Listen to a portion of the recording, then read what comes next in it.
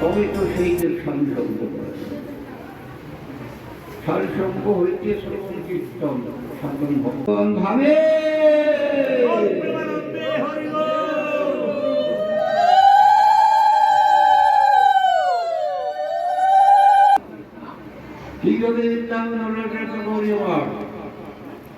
তাই বলছে,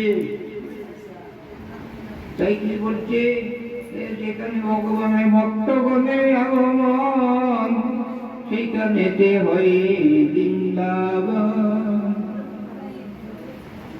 যেখানে ভগবানের ভক্তগণ গেলে দেখতে পাবি নিকুঞ্জ কামা।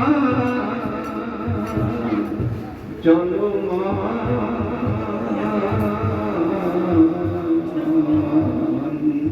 যমুনাটি নারে বৃন্দাবন ও চলো মা।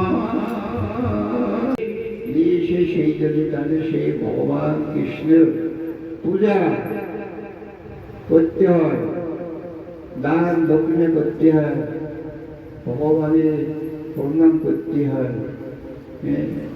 এটি সুরধনী গঙ্গা সে ব্রহ্মলোক থেকে সেই গৌরসুন্দর নিয়ে এসে এই সুরধনী গঙ্গা সরে যায়।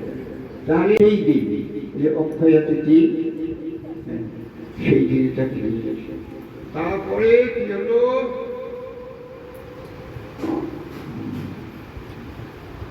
এই যে অক্ষয় তিথি নামে আখ্যাত, অক্ষয় তিথি আসছে নামে থেকে আরো আরো বলা হয়েছে এই তিথিতে জপ হোম ও জপ দ্বারা শ্রীকৃষ্ণের পূজা। এই তিথিতে জপ যেরকম গমের মতোই জপ, যে সেই দিনের জপ দিয়ে ভগবানের পূজা। তাহলে